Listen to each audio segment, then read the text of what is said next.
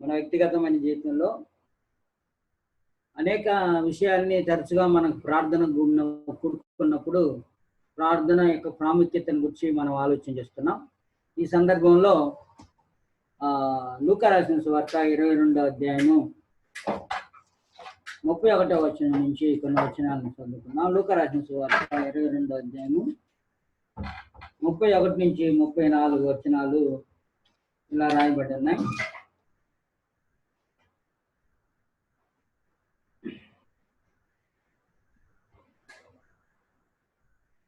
లేనట్టుంది అది ప్రేయర్ అదే జాయిన్ అయ్యారు కానీ ప్రేయర్. సీమోను ఇదిగో సాతాను మిమ్మల్ని పట్టి చెల్లించుటకు మిమ్మల్ని కోరుకొనడు కానీ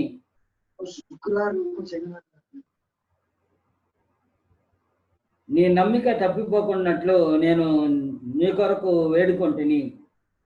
నీ మనసు తిరిగిన తర్వాత నీ సహోదరులను స్థిరపరచమని చెప్పాను. అయితే అతడు, ప్రభువా, నీతో కూడా తెరలోనికి మరణమునకు వెళ్ళుటకు సిద్ధముగా ఉన్నానని ఆయనతో చెప్పగా, ఆయన, పేతురు, నీవు నన్ను ఎరుగునని ముమ్మారు చెప్పు వరకు నేడు కోడి కుయ్యదని నీతో చెప్పుచున్నాను నేను. ఈ భాగంలో ప్రభువు వారు సీమోనుని కలిసి ఆయన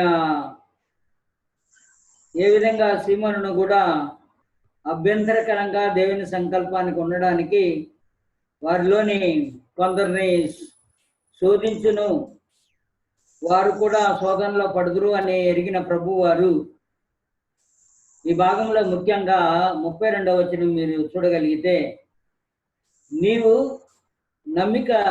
నమ్మిక తప్పిపోకుండానట్లు నేను నీ కొరకు వేడుకొంటిని. అంటే ప్రభు వారు పేతురు కొరకు వేడుకోవడం అనే విషయం మనకి కనిపిస్తుంది. అంటే దేవుని వేడుకోవడం అనేది చాలా ప్రాముఖ్యమైనది. నీ నమ్మిక తప్పిపోకున్నట్లు నేను నీ కొరకు వేడుకొంటిని. నీ మనసు తిరిగిన తరువాత నీ సహోదరులను స్థిరపరచమని ఆయన చెప్పడం కనిపిస్తుంది. అంటే సంఘాన్ని బలపరిచినట్లుగా ఆయన మారు మనసు పొందిన వాడైతే ఆయన ఏ విధంగా సంఘ రాజ్యపు తాలపు చెవులను కూడా ఆయనకి ఇవ్వబడి ఆయన సంఘమును కట్టుట్లో ఉంటాడు అనే దాన్ని ముందుగా ప్రభు ఎరిగిన వాడి ఆయన విషయంలో నేను నీ నమ్మిక తప్పిపోకున్నట్లు నీ కొరకు నేను ప్రార్థన చేస్తున్నాను, వేడుకుంటున్నాను అనే దాన్ని మనం ఇక్కడ ముఖ్యంగా చూస్తున్నాం.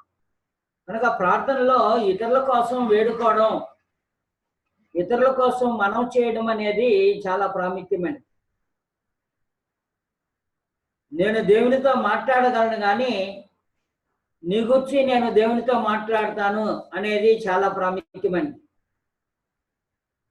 నేను నీకు సహాయం చేయగలిగిన ఒక గొప్ప కార్యం ఏదైనా ఉంటే నీ కొరకు నేను ప్రార్థిస్తాను అని అనడం చాలా విశేషమైనది. అనేక సార్లు మనం ఇతరుల కొరకు యాచనలు చేయము, దీన్ని యాచన అంటారు. ఇతరుల కొరకు ఏదైతే వేడుకుంటామో, ఇతరుల కొరకు ఏదైతే మనం ప్రార్థిస్తామో, కేవలం వారి పేరును ప్రస్తావించడం మాత్రమే కాకుండా ప్రభువు వారు ఇక్కడ సీమోనును గురించి చెప్పినప్పుడు ఆయన చెప్పే విషయం ఏమిటంటే, నీ నమ్మిక తప్పిపోకుండానట్లు, అంత మాత్రమే కాకుండా నీవు తిరుగునట్లు, నీ మనసు తిరిగి కనుక నీ మనసు తిరిగినట్లు, నీ నమ్మిక తప్పిపోకున్నట్లు నీ కొరకు నేను వేడుకుంటున్నాను. మనం కూడా అనేకుల కొరకు ప్రార్థన చేస్తాం కానీ ఏదో వారి పేరుని ప్రస్తావిస్తాము కానీ వారి విశ్వాసం ఏమిటి, వారి నమ్మకం ఏమిటి, వారు దేనిలో మార్పు చెందాలా, ఆ మార్పు కొరకు నేను ప్రార్థించాలా అనే దాన్ని నిర్దిష్టంగా సూటిగా మనం ప్రార్థన చేయడం చాలా ప్రాముఖ్యమైనది. ప్రభు వారు దీన్నే ఈ ప్రార్థనలో ప్రాముఖ్యమైన విషయం ఏమిటంటే ఇతరుల కొరకు ప్రార్థించుట యాచన అంటారంటే ఒకని కొరకు మరొకరితో ఇంకొకరి పక్షాన వేడుకోవడం అనేది. ఇక్కడ ఈ సందర్భంలో దేవుణ్ణి వేడుకుంటున్నాడు క్రీస్తు ప్రభు. ఆయన కొరకు కాకుండా సీమోను కొరకు ప్రార్థిస్తున్నాడు, వేడుకుంటున్నాడు. సీమోని యొక్క విశ్వాసం కొరకు, మారు మనసు కొరకు వేడుకుంటున్నాడు. ఇది చాలా ప్రాముఖ్యమైనది. నేను ఇతరుల కొరకు ప్రార్థన చేస్తాను, ఎందుకంటే నేను చాలా బలహీన గనక, వారు ఎంతో అవసరతలో ఉన్నారు గనక మరి దేవునికి ప్రార్థన వారి పక్షాన చేయాలి అనేది ప్రార్థన. ఈ ప్రార్థన వారిని మారుస్తుందో లేదో గాని వారి కొరకు మనం ప్రార్థన చేస్తే ఆ ప్రార్థన మనల్ని మారుస్తుంది, మనలో మార్పు తెస్తుంది. యాచనలో ఉండే ప్రాముఖ్యమైన గుణలక్షణం అది. యాచించుట, ఇతరుల కొరకు ప్రార్థించుట, ఇతరుల విషయంలో ప్రార్థించుట అనేది, ఒకవేళ మనం ఎవరిని గురించి ప్రార్థిస్తున్నామో వారు మారు మనసు పొందకపోవచ్చు, లేకపోతే వారు మార్పు చెందకుండా పోవచ్చు. కానీ వారి విషయంలో ఎలాంటి మార్పు రాకపోయినా మనలో వారి విషయమై చేసిన ప్రార్థన మన జీవితాల్లో మార్పు తేవడానికి అవకాశం ఉంది. కనుక ప్రార్థన అనేది, ఇతరుల కొరకు ప్రార్థన చేయుట మహా గాఢమైనది, ఆదర్శమైనది, స్వార్థరహితమైన కార్యముగా ఉంటుంది. ఆదర్శమైన స్వార్థరహితమైనదిగా దేవుడును మనుషుడును ఇందులో శ్రేష్టమైన బాంధవ్యంతో మహా గొప్ప ప్రార్థన అవకాశాన్ని మన అవసరతల కొరకు మాత్రమే కాకుండా, మన అభివృద్ధి కొరకు మాత్రమే కాకుండా, మన ఆత్మీయ సమస్యల్ని పరిష్కరించుకోవడానికి మాత్రమే కాకుండా, మన నిత్య అవసరతల్ని దేవుని చిత్తం నాలో జరిగించును గాక అని మన కొరకే ఎల్లప్పుడూ ప్రార్థించడం కాకుండా ఇతరుల కొరకు ప్రార్థన చేయడమే యాచన అనేది. అవి నీ కొరకు సంబంధించినవా, ఇతరుల కొరకు చేసేవా అనేది మనం గుర్తించాలి. యాచనల గురించి ప్రార్థన చేసేటప్పుడు మనం చేసే తీవ్రమైన ప్రార్థన ఇతరులకు సంబంధించినవిగా ఉండాలి. ఇంకా ప్రార్థనలో మన గురించి అడిగేటప్పుడు చాలా వరకు చాలా విషయాల్ని నిర్దిష్టంగా అడుగుతాం, కానీ ఇతరుల కొరకు ప్రార్థించేటప్పుడు అలాంటి నిర్దిష్టమైన అంశాలు మనకి దొరకకుండా సహజంగా సర్వసాధారణంగా పేర్లు వల్లించి ముగించుకుంటూ ఉంటాం. వాస్తవానికి మనం చేసే తీవ్రమైన ప్రార్థన బహు ప్రాచీన కాలంలో కూడా అనేకులు దేవునికి ప్రార్థించినప్పుడు ఇతరుల కొరకు ప్రార్థించినట్లు మనకి కనిపిస్తుంటది. ఒకసారి మనం యోబు గ్రంథం తెరవగలిగితే, యోబు గ్రంథంలో 1వ అధ్యాయం 5వ వచనం, ఆ తర్వాత 42వ అధ్యాయం చూడగలిగితే 42వ అధ్యాయము, ఆ తర్వాత 1వ అధ్యాయంలో యోబును గురించిన విషయాలు, ఆయన మరొకరి కొరకు ప్రార్థన చేసిన విషయం మనకి కనిపిస్తూ ఉంటుంది. 1వ అధ్యాయం 5వ వచనం చదువుతాం.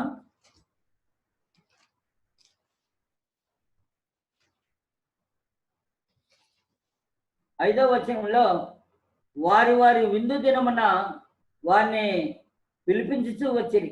వారి విందు దినములు పూర్తి కాగా యోబు తన కుమారులు పాపం చేసి తమ హృదయంలో దేవుని దూషించలేమో అని వారిని పిలువనంపించి వారిని పవిత్రపరిచి అరుణోదయమున లేచి వారిలో ఒక్కొక్కని నిమిత్తమై దహన బలి అర్పించుతూ వచ్చింది. యోబు నిత్యము అలాగూ చేయుచుండెను. కనుక దహన బలి ఉదయమున సాయంకాలమున అర్పించే బలి. ఈ బలిలో వారి పాపముల విషయమై చేసే కార్యక్రమంగా మనకి కనిపిస్తుంది. ఉదయము సాయంకాలము వారు దహన బలి అర్పిస్తున్నారంటే దేవుని సముఖంలో దహన బలిలో ఉన్న ప్రాముఖ్యమైన విశేషం ఏమిటంటే, ఆ యొక్క దహించే అగ్ని ఇంపైన సువాసన గల హోమంగా దేవునికి ఆరోపించడం జరుగుతుంది. కనుక అది ఇంపైన సువాసన గల హోమం. ప్రార్థన అనేది కూడా ఒక ఇంపైన సువాసన గల హోమంగా ఉంటుంది అనేది మనం గుర్తించాలి. 42వ అధ్యాయం 7వ వచనం చూడగలిగితే, అదే యోబు గ్రంథంలో, యెహోవా యోబుతో ఆ మాటలు పలికిన తర్వాత ఆయన తేమేనీడైన ఎలీఫజుతో ఇలాగూ సెలవిచ్చెను, నా సేవకుడైన యోబు పలికినట్టు మీరు నన్ను గురించి యుక్తమైన పలుకలేదు గనుక నా కోపము నీ మీదను నీ ఇద్దరు స్నేహితుల మీదను మండుచున్నది. కాబట్టి 7 ఎడ్లను 7 పొట్టేళ్లను మీరు తీసుకొని నా సేవకుడైన యోబునద్దుకు పోయి మీ నిమిత్తము దహన బలి అర్పించవలను. గుర్తుపెట్టుకోవాలి. ఇది మొదట్లో 1వ అధ్యాయంలో చూసినప్పుడు వారి కుమారుల నిమిత్తము వారు ఒకవేళ పాపం చేసినామని దహన బలి అర్పించడం మనకు కనిపించింది. ఇక్కడ ఒకతను తేమేనీయుడైన ఎలిఫేజు తన స్నేహితుల కొరకు ఆ స్నేహితుడు చేసిన పాపమును బట్టి దేవుడు ఆ ఆ యోబు సేవకుని దగ్గరికి వెళ్ళి, మీరు 7 ఎడ్లను 7 పొట్టేళ్లను తీసుకొని ఆ సేవకుడైన యోబు నద్దుకు పోయి మీ నిమిత్తము దహన బలి అర్పించవలను. అప్పుడు నా సేవకుడైన యోబు మీ నిమిత్తము ప్రార్థన చేయును. కనుక దహన బలి అర్పించడం అనేది ప్రార్థనకి ఇంపైన సువాసన గల హోమంగా భాగంగా ఉంది అనేది మనకి ఇక్కడ కనిపిస్తుంటది. అప్పుడు వారు ఎప్పుడైతే స్నేహితులు దహన బలిని తీసుకుని వెళ్ళి యోబు దగ్గర అర్పణలు అర్పిస్తారో అప్పుడు ఆ సేవకుడు వారి నిమిత్తమై ప్రార్థన, ఆయన కొరకు చేసే ప్రార్థన, ఆయన కొరకు అర్పించే బలి కాదు. ఈ దహన బలి వారి నిమిత్తమై, వారు చేసిన పాపముల నిమిత్తమై యోబు వారి నిమిత్తమై ప్రార్థన చేయడం మనకి కనిపిస్తుంది. మీ అవివేకమును బట్టి మిమ్మల్ని శిక్షింపకుండానట్లు నేను అతన్ని మాత్రము అంగీకరించేదను. ఏలయనగా నా సేవకుడైన యోబు పలికినట్లు మీరు నన్ను గురించి యుక్తమైనది పలుకలేదు. అదే అన్నమాట. నేను యోబు ప్రార్థనను ఆలకిస్తానేమో కానీ మీ ప్రార్థనను నేను ఆలకించను. అందుకని యోబు దగ్గరికి వెళ్ళి, యోబు దగ్గరికి మీ దహన బలిని తీసుకుని వెళ్ళి ఆయనకి ఇచ్చి, ఆయన మీ నిమిత్తము దహన బలి అర్పించి ప్రార్థన చేసిన ఎడ్ల నేను ఆయన యొక్క ప్రార్థనని, మీ నిమిత్తమైన ప్రార్థనని నేను అంగీకరిస్తాను, కానీ మీ ప్రార్థనను నేను అంగీకరించను. ఎందుకు వారి యొక్క యోబు స్నేహితుల యొక్క ప్రార్థనను అంగీకరించలేదంటే వారు దేవుని గురించి సరిగా యుక్తముగా పలికిన వారు కాదు. అలాగూ దేవుని గురించి సరి అయిన భావన మన హృదయంలో లేకపోయినా, దేవుని గురించిన సరి అయిన స్పష్టమైన అవగాహన లేకపోయినా మనం ప్రార్థించడం దేవునికి అంగీకారంగా ఉండదు. ప్రార్థనని దేవుడు అంగీకరించడం దానికి ఇది ఒక చారిత్రకమైన ఉదాహరణగా మనకి కనిపిస్తూ ఉంటుంది. ఈ చారిత్రకమైన ఉదాహరణలో మనం నేర్చుకునేది ఏమిటంటే, ప్రార్థన సన్నిధికి వెళ్ళేదానికి ముందుగా మన హృదయంలో దేవుని గురించి యుక్తమైన భావాలు కలిగి ఉండాల, లేఖనానుసారమైన భావాలు కలిగి ఉండాల. దేవుని గురించి, దేవుని దైవత్వాన్ని గురించి, ఆయన కుమారుని గురించి, ఆయన పరిశుద్ధాత్మల అందాలి సహవాసాన్ని గురించి యుక్తమైన భావాలు మనం కలిగి ఉండకుండా దేవుని గురించి మనకు నోటికి వచ్చినట్టు మనము బోధిస్తూ లేకపోతే చెప్తూ దేవుని దగ్గరికి వెళ్ళి ప్రార్థన చేయడం అంటే, ఆయన ఈ స్నేహితులకి, యోబు స్నేహితులకి చెప్పినట్టుగా నేను మీ మాటల్ని వినను, ఎందుకంటే మీ మాటలు యుక్తమైనవి కాదు. నన్ను గురించి మాట్లాడినప్పుడు నా సేవకుడైన యోబు పలికినట్లుగా మిమ్మల్ని గురించి నేను యుక్తమైనది పలుకలేకుండా పోయాను అనే విధంగా దేవుడు మాట్లాడినట్టు మనకి కనిపిస్తూ ఉంది ఈ భాగంలో. ఈ విషయాన్ని మనం చూసినప్పుడు లేఖనానుసారంగా ప్రార్థన ఇతరుల కొరకు అది ఇంపైన సువాసన గల హోమముగా దేవునికి అంగీకారంగా యోగ్యంగా ఉండాలనుకుంటే మనము గాఢమైన ప్రార్థన మాత్రమే కాకుండా ఆ ప్రార్థనకి తగిన లక్షణాలను గుర్తించడం అనేది చాలా ప్రాముఖ్యమైనది.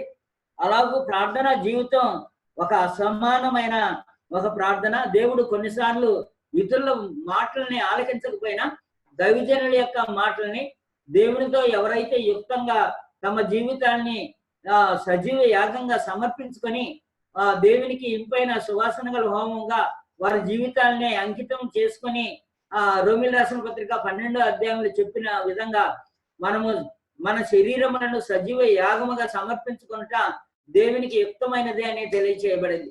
అలాంటి యుక్తమైన దాన్ని చేసే దైవజనుల యొక్క ప్రార్థన దేవుడు ఆలకిస్తాడు. కాబట్టి మనం కూడా దేవుని గురించి పలికే మాటలు ఉన్నాయే మన నోట్లో నుండి, మన హృదయంలో నుండి లేఖనానుసారంగా యుక్తమైన రూపంలో రావడం అనేది చాలా ప్రాముఖ్యమైనది. మనం మోషేను గురించి చూసినప్పుడు కూడా నిర్గమకాండం 32వ అధ్యాయంలో ప్రార్థన జ్ఞాపక చిహ్నంగా దేవుని బయలుపరుస్తూ అది మోషే కూడా ఆయన నిర్గమకాండంలో 24వ అధ్యాయంలో మోషే దేవుని గురించి సరి అయిన భావన కలిగిన వాడుగా ఆ గ్రంథంలో మనకి కనిపిస్తుంటది.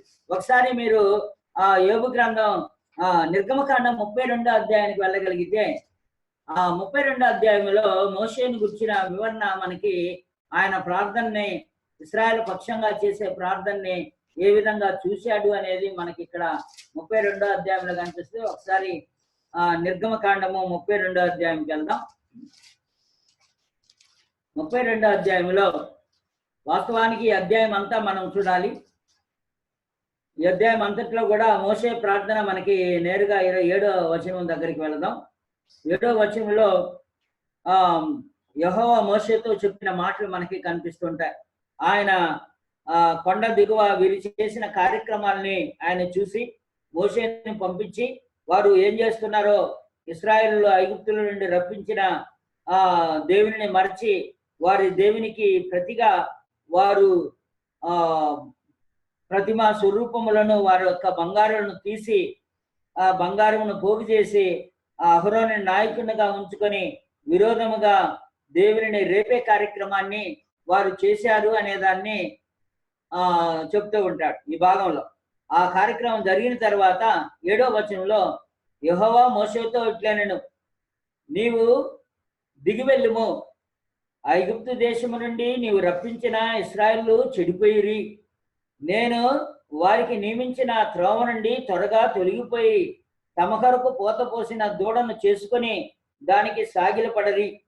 కనుక ఇలాగూ చేసిన కార్యక్రమాన్ని నువ్వు వెళ్ళి అక్కడ ఏం జరిగిందో చూడన్నప్పుడు మరలా యెహోవా 9వ వచనంలో, నేను ఈ ప్రజలను చూచి ఉన్నాను, ఇదిగో వారు లోబడనొల్లని ప్రజలు, కావున నీవు ఊరకొండుము, నా కోపము వారి మీద మండును.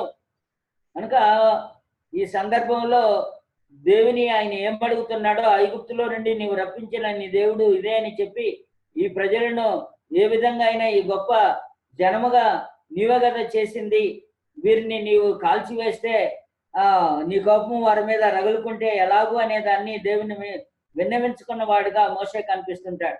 11వ వచనంలో మోషే తన దేవుడైన యెహోవాను బతిమాలుకొని, యెహోవా నీవు మహాశక్తి వలన బాహుబలం వలన ఐగుప్తు దేశంలోని రప్పించిన నీ ప్రజల మీద నీ కోపము మండనేలా, ఆయన కొండలలో వారిని చంపునట్లు భూమి మీద నుండి వారిని నశింపజేయనట్లు కీడు కొరకే వారిని తీసుకొని పోయినని ఐగుప్తులు చెప్పుకొన వలను ఈ కోపాగ్ని నుండి మల్లుకొని నీవు నీ ప్రజలకు ఈ కీడు చేయక దాని గురించి సంతాపపడము. నీ సేవకులైన అబ్రహాము, ఇసాకు, ఇశ్రాయేలును జ్ఞాపకం చేసుకొనుము. నీవు వారితో ఆకాశ నక్షత్రం వలె మీ సంతానం అభివృద్ధి చేసి నేను చెప్పిన ఈ సమస్త భూమిని మీ సంతానమునకి ఇచ్చేదననియు వారు నిరంతరం వారికి హక్కు దారులు అగుదురనియు వారితో నీతోడని ప్రమాణం చేసి చెప్పితేవనను. అంతటా యెహోవా తన ప్రజలకు చేసేదని చెప్పిన కీడుని గురించి సంతాపపడెను. ఇది చాలా ప్రాముఖ్యమైనది. దేవుడు ఏదైతే ఇశ్రాయేలు ప్రజలకి చేస్తానన్నాడో ఆయన ఆ వాగ్దానానికి వ్యతిరేకంగా ఇశ్రాయేలు ప్రజలు దేవుని యొక్క ప్రతిమా స్వరూపమును మార్చి వారు పూజిస్తూ సేవిస్తూ అహరోనుని నాయకుడిగా చేసుకొని ఆ పోత విగ్రహానికి దహన బలులను సమాధాన బలులను అర్పిస్తూ ఉన్న సందర్భంలో కోపపడి మోషేని పంపించి వారు చేస్తున్న ఆ పనేమిటి, వారిని నేను తుడిచివేస్తాను, ఈ యొక్క భూమి మీద నుండకుండా వారిని నశింపజేస్తాను అని అన్నప్పుడు మోషే దేవునితో బతిమలాడడం, ప్రార్థించడం, ఇశ్రాయేలు ప్రజల పక్షాన చేయడం అనేది చాలా విశేషం. వాస్తవానికి మోషే కోపం వారు చేసిన పాపానికి మండిపోయినట్లు మనకి కనిపిస్తుంది. ఎందుకంటే ఆయన ఆ కొండ మీద నుండి తెచ్చిన 2 పలకలను కూడా చేత పట్టుకొని కొండ మీదకి నుండి దిగి వచ్చి ఆ పలకలను కూడా ఆయన పగలగొట్టడం మనకి కనిపిస్తూ ఉండేది. మోషే ఆ విధంగా కోపపడి ఆ కొండ మీద నుండి తెచ్చిన ఆ పలకలను ఆయన పగలగొట్టిన వాడిగా, అహరోను నా ఎలినవాడా నీ కోపము మండనీయకము, నీ ప్రజలు దుర్మార్గులను మాట నీ వెరుగుదువు, వారు మాకు ముందు నడుచుటకు ఒక దేవతను చేయుము, ఐగుప్తులో మమ్మల్ని రప్పించిన వాడి మోషే ఏమాయనని అనుకున్నారనే వివరణని అహరోను ఇవ్వడం మనకి కనిపిస్తుంటది. 25వ వచనంలో చూసినప్పుడు వారి విరోధుల్లో ఎవరికి ఎగతాళి కలుగుకున్నట్లు అహరోను విచ్చలవిడిగా తిరుగుటకు వారిని విడిచిపెట్టి ఉండెను. కానీ యెహోవా పక్షమున ఉన్న వారందరూ నా ఎదుకు రండి అని మోషే పిలిపించడం, మోషే వారి విషయంలో దేవునికి ప్రార్థన చేసి దేవుని యొక్క ఆ యొక్క ప్రార్థన బట్టి ఆ దేవుడు సంతాపపడడం అనేది మనకు 5వ వచనంలో కనిపిస్తుంది. వారు కీడు విషయమై దాని గురించి సంతాపపడెను. కనుక ఆ ప్రజలకు కీడు చేసిన దైవజనులైన వారు, దైవభక్తి కలిగిన వారు, యథార్థమైన హృదయంతో దేవుని గురించిన యుక్తమైన మాటలను పలుకగలిగిన, యుక్తంగా భావించగలిగిన, యుక్తంగా హృదయంలో దేవుని యొక్క ఆలోచనల్ని కలిగి ఉన్న ఎవరైనా ఇతరుల పక్షంలో ప్రార్థన చేయడం వలన దేవుడు స్పందించి ఆయన ప్రతిఫలం ఇచ్చే దేవుడు అనే విషయం మనకి కనిపిస్తుంటది. ఇలాగూ ప్రార్థన విషయంలో యాచన చేయుట, ఇతరుల కొరకు ప్రార్థన చేయుట అనేది చాలా ప్రాముఖ్యమైనది. ఈ భాగంలో ఆశ్చర్యకరమైన సంగతి ఏమిటంటే, అబ్రహాము, ఇస్సాకు, యాకోబులో దేవుని గుర్తించుకో అని ఆ యొక్క ప్రార్థనలో ఆయన అడగడం, మోషే దేవుని ఎంతగా బాగుగా ఎరిగి ఉన్నాడంటే ఆయన ఉగ్రత విషయంలో ఆయన ఏ విధంగా స్పందిస్తాడో తెలిసి ఉన్నవాడు. కనుక నీవు అబ్రహాంతో చేసుకున్నావు, ఇసాకుతో మా విషయంలో నిబంధన చేసుకున్నావు, ఆ నిబంధన చెరిపివేయకుండానట్లుగా మోషే దేవుని యొక్క స్వభావాన్ని దేవుని గురించి సరిగా ఎరిగిన వాడుగా, నరుడు దేవుని గద్దించడానికి వీలు కాదు కానీ దేవునికి లోబడి ప్రార్థన చేసేవాడుగా దేవుని యొక్క స్వభావాన్ని, దేవుని గురించిన సత్యాన్ని, ఈ ప్రజలను దేవుడు ప్రేమించి ఉన్నాడని, దేవుని గౌరవించడం వీరు లేదని, ఇశ్రాయేలులో రక్షణకర్తయ్యకు నీవే మమ్మల్ని శిక్షిస్తే మేము ఎక్కడికి వెళ్తామనే సంభాషణ ఆ ప్రజల నిమిత్తమై నాయకుడైన మోషే చేయడం అనేది చాలా ప్రాముఖ్యమైనది. అలాగే సంఖ్యాకాండం 12వ అధ్యాయంలో కూడా ఒక వచనాన్ని చూసుకొని ముగించుకుందాం. ఆ సంఖ్యాకాండం 12వ అధ్యాయంలో ఇలాగే సన్నివేశం మనకి కనిపిస్తుంటది. ఈ 12వ అధ్యాయంలో ఇతరుల ప్రార్థన వలన తమ జీవితాలు ఎంతవరదాకి మేలుకరంగా ఉంటాయి జీవితాలకి, నా కొరకు ప్రార్థించు అనే విషయాన్ని మోషే తన దేశాన్ని రక్షించుకోవడం మాత్రమే కాక ప్రార్థన ద్వారా అతని సహోదరి అయిన మిర్యామును, తన సహోదరుడైన అహరోనును కూడా వారు కాపాడుకోవడం, ప్రతిష్ఠించుకోవడం, పవిత్రపరచుకోవడం అనేది జరిగింది. వాస్తవానికి ఇక్కడ జరిగిన సన్నివేశం ఏమిటంటే, ఇక్కడ వీరిరువురు కూడా అహరోను గాని మిర్యాము గాని మోషే నాయకత్వానికి వ్యతిరేకంగా తిరుగుబడి ఆయన కూషీ దేశం నుండి వివాహం చేసుకొని వచ్చినందున జరిగిన విభేదాలు వారి మధ్య కనిపిస్తుంటాయి. మోషే కూషీ దేశపు స్త్రీని పెళ్లి చేసుకొని అతడు పెళ్లి చేసుకున్న ఆ స్త్రీని బట్టి మిర్యాము, అహరోనులు ఆయనకు విరోధంగా నిలబడడం జరిగింది. ఇలాంటి విరోధ భావాన్ని కలిగినప్పుడు దేవుడు ఈ యొక్క వీరు ఆయన మీద, మోషే నాయకత్వం మీద సణుగుతున్నారని గ్రహించిన ఆ దేవుడు వారిని మోషే చేత మాత్రమే కాకుండా మా చేత దేవుడు మాట్లాడ్డా, దేవుడు మోషే ద్వారానే మాట్లాడతాడా, మోషే మాత్రమే ప్రవక్త అయి ఉంటాడా, మోషే మాత్రమే దేవునికి బోరగా దేవుని ప్రజలకి నాయకత్వాన్ని వహించేవాడుగా ఉంటాడా అని వారి జీవితంలోని వ్యక్తిగతమైన ప్రశ్నని తీసుకొని ఆ యొక్క సమాజాన్ని నడిపించట్లో మాతో కూడా దేవుడు మాట్లాడతాడు, మేము కూడా దేవునికి పనికొచ్చే వారమే. ఈ మోషే కూషీ దేశపు స్త్రీని వివాహం చేసుకున్నాడు కాబట్టి ఆ దానిని ఆధారం చేసుకొని ఆయన నాయకత్వం మీద వ్యతిరేకంగా నిలబడటం అనేది జరిగింది. మోషే చేత మాత్రమే యెహోవా పలికించినా ఆయన మా చేత పలికింపలేదా అని చెప్పుకొని ఆ యొక్క విషయాన్ని దేవుడు వారి మధ్య జరిగిన సనుగుల విషయమే దేవుడు విన్నవాడై అప్పుడు మోషేని, ఆ తర్వాత వీరందరిని కూడా ప్రత్యక్షపు గుడారం ఎదుట ఆయన సమ్మన్ చేయడం జరిగింది.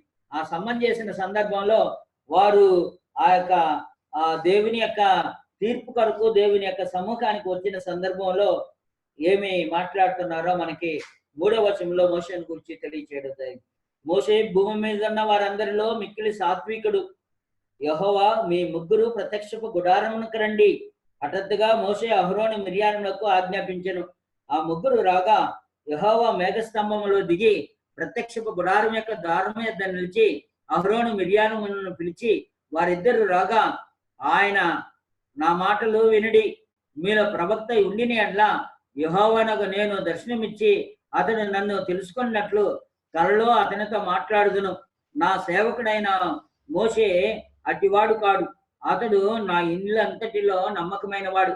ఏదో దర్శనములో నేను దర్శనమిచ్చి ఆయనతో మాట్లాడేవాడిని కాదు, నేను ఆయనతో ముఖాముఖిగా మాట్లాడేవాడు. ఎందుకంటే నా ఇంటిలో ఆయన నమ్మకమైన వాడు.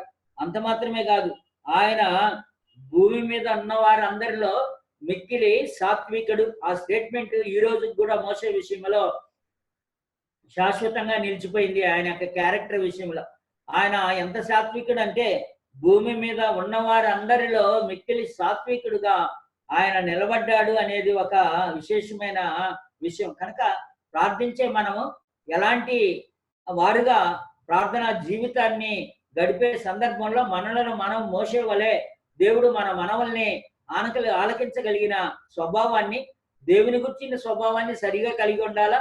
మనం యుక్తంగా దేవుని గురించి మాట్లాడాలా. అలాగే మనలో కూడా మన స్వభావం కూడా దేవుడు అంగీకరించేలా మనం కలిగి ఉండాలి. మన యొక్క వ్యక్తిగతమైన గుణ లక్షణాల్లో కూడా మెరుగుపరుచుకొని దేవుడు మనం ఎలాంటి రూపురేఖలు కలిగి ఉండాలని కోరుకుంటాడో, మోషేని ఏ విధంగా సాత్వికుడిగా, మోషేని ఏ విధంగా తన ఇంటిలో నమ్మకమైన వాడిగా కోరుకున్నాడో, అలాగూ దేవుని ఇంటిలో నమ్మకమైన సాత్వికులైన మనుషులుగా మనం రూపొందుతూ ఉంటే దేవుని గురించి యుక్తంగా మాట్లాడగలం. యుక్తంగా మాట్లాడినప్పుడు ఈ యొక్క విరోధంగా సనిగిన వారు కూడా దేవుని మాటల్ని మోషే ద్వారా విన్నవాడై, మోషే వారి విషయంలో కూడా దేవుడు మోషే పక్షాన నిలబడి వారికి చెప్పడం అనేది మనకి కనిపిస్తుంటది. ఇందులో 8వ వచనంలో, నేను గూఢభావనతో కాదు దర్శనమిచ్చి ముఖాముఖిగా అతనితో మాట్లాడుదును, అతడు యెహోవా స్వరూపమును నిదానించి చూసిన. గుర్తుపెట్టాలన్నమాట. దేవుని యొక్క స్వరూపాన్ని మనం దర్శనంలో చూడలేము, కానీ దేవుని గ్రంథంలో పరిశుద్ధాత్మ యొక్క మాటల్లో దేవుని యొక్క స్వరూప రేఖల్ని నీటిగా ఆయన గీసి మనకి చిత్రీకరించి ఇచ్చిన రూపురేఖల్ని, దైవత్వాన్ని గురించి, క్రీస్తు యొక్క దైవత్వాన్ని గురించి, దేవుని దైవత్వాన్ని గురించి, పరిశుద్ధాత్మ యొక్క దైవత్వాన్ని గురించి మనకి లేఖనాల్లో గీసిన రూపచిత్రం మనం చూడగలిగితే దేవునితో ఎంత సన్నిహితంగా మోషే ఉన్నాడో అంత సన్నిహితంగా మనం దేవునితో ప్రార్థించడానికి అవకాశం ఉంది. అనేక సార్లు దేవుని గురించి సరైన భావన మనకు లేనందున మనము దేవుని యొక్క స్వరూపాన్ని నిదానించి లేఖనాల్లో అపోస్తులు చిత్రీకరించిన రూపాన్ని చూడలేక మనము దేవుని ఇంటిలో నమ్మకమైన వారుగా ఉండలేకపోతూ ఉంటుంటాం. అందుని బట్టి మన ప్రార్థన మన విషయంలో కానీ, మన ప్రార్థనల ఇతరుల విషయంలో కానీ, యాచన విషయంలో కానీ అవి ఫలభరితంగా లేకుండా పోవడానికి కారణం ఏంటంటే దేవుని స్వరూపాన్ని గురించి సరిగా తెలుసుకొని ఉండాలా. దేవుని గురించి పలికేటప్పుడు ఆ పలుకులు యుక్తమైనగా ఉండాలా. రెండవది, మన గురించి దేవుడు ఆలకించగలిగిన రూపంలో మన యొక్క స్వరూప స్వభావ లక్షణాలు ఉన్నాయి. మన నమ్మకత్వం, మనం ఆయన గృహంలో నమ్మకంగా సాత్వికులుగా ఉండడం అవసరం. ఆ సందర్భంలో నా సేవకుడైన మోషేకు విరోధంగా మాట్లాడుటకు మీరెలా భయపడలేదు కనుక ఈ యొక్క సంబంధంలో వాస్తవానికి తిరుగుబాటు చేసింది మిరియాం అహరోనులు. అలాగూ తిరుగుబాటు చేసినప్పుడు మహాదేవుడు మోషే పక్షాన నిలబడి వాదించి ఆయనకి వ్యతిరేకంగా మీరు చేయబోనుకున్న కార్యక్రమానికి మీరు భయపడి ఉండాలా. మీరెందుకు ఆయన విషయంలో ఆయనకు విరోధంగా మాట్లాడి మీరు ఎందుకు భయపడలేదు? యెహోవా కోపము వారి మీద రగులుకున్నప్పుడు అప్పుడు ఆ యొక్క గుడారములో నుండి అహరోను, అయ్యో నా ప్రభువా, మేము అవివేకమును పాపులమైన మేము చేసిన ఈ పాపమును మా మీద మోపవద్దు అని చెప్పడం మనకి కనిపిస్తుంటది. అంత మాత్రమే కాదు, యెహోవా మోషేతో ఆమె తండ్రి ఆమె ముఖము మీద ఉమ్మివేసిన ఎడ్ల ఆమె 7 దినములు సిగ్గుపడిన కదా అని అప్పుడు మోషే యొక్క భాగంలో మోషేతో చెప్పిన విషయాన్ని మనం 12వ వచనంలో చూసినప్పుడు, తన తల్లి గర్భంలోండి పుట్టినప్పటికే సగం మాంసము క్షీణించిన శిశువు కావాలను ఆమెను ఉండనీయకమని మోషేతో చెప్పగా మోషే ఎలుగెత్తి ప్రార్థన చేస్తున్నాడు. ఇప్పుడు దేవా దయచేసి ఈమెను బాగు చేయమని యెహోవాకు మొరపెట్టును. అప్పుడు యెహోవా మోషేతో ఆమె తండ్రి ఆమె ముఖం మీద ఉమ్మి వేసిన ఎడ్ల ఆమె 7 దినములు సిగ్గుపడును కదా, ఆమె పాలెముల వెలుపట 7 దినములు ప్రత్యేకంగా ఉండేవలను, తరువాత ఆమెని చేర్చుకొనవలను.